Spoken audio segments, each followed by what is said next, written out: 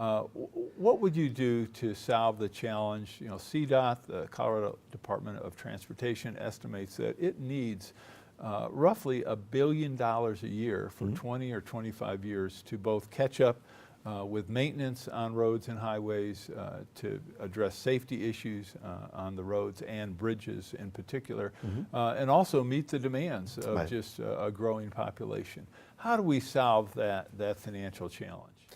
You know, that's a big one, right? And I don't know if you remember, but Governor Bill Ritter did a bipartisan study before he left, right? And said, you know, the study said we need to put more money into roads. And unfortunately, we took the opposite direction. We have less money on roads today that we're spending than Governor Bill Ritter did. And I think, you know, when you look at growth and you look at what's happening, I have an understanding, because being a former mayor, that anytime you build a single family unit, you're probably going to add 2 more vehicles to the existing transportation corridors.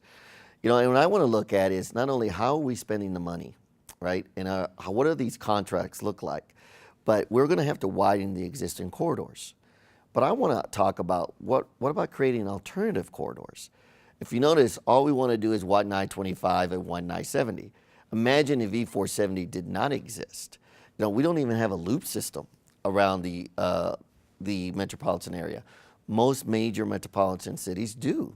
You know, so we need to look at that. Now, as it pertains to funding, until I get into the budget and actually see how they're allocating these funds, you know what, I believe we have enough funds in the budget today to fulfill the needs of transportation. The other thing is to make sure that, you know what, as we move into the future, that we have those visionary glasses and understand that growth, while a lot of people will think it's great economically, it puts a lot of pressure on our transportation corridors, on our school systems, on our health services, all those infrastructures that we all rely on. It's not just getting in a car and driving to work. So it's a big challenge, but I think we have the money. And because I come from a financial background, I understand budgets, I'm confident that we'll be able to find the money and then work with the General Assembly if need to as to how do we move forward.